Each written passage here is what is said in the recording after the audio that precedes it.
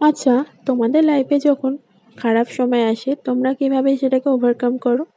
আমি তো খুব ভীষণ পরিমাণে বিশ্বাসী ঠাকুরের প্রতি, আমার বাবা গুরুরাজের প্রতি, বড় মার প্রতি।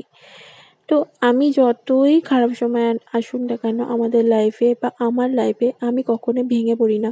ভেঙে পড়তাম আগে, আজ থেকে 5 বছর আগে আমি ভীষণ পরিমাণে আমার খারাপ সময় এসেছিল, তখন আমি ভীষণ পরিমাণে ভেঙে পড়েছিলাম।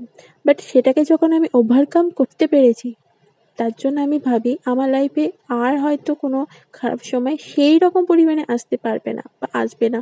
আসবে, আবার পরে হয়তো আসবে।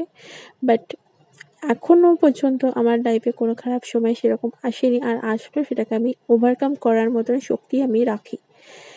তো যাই হোক, খারাপ সময় আসুক বা ভালো সময় আসুক, সর্বদা ঠাকুরের প্রতি বিশ্বাসটা রাখো, কিচ্ছু হবে না লাইফে।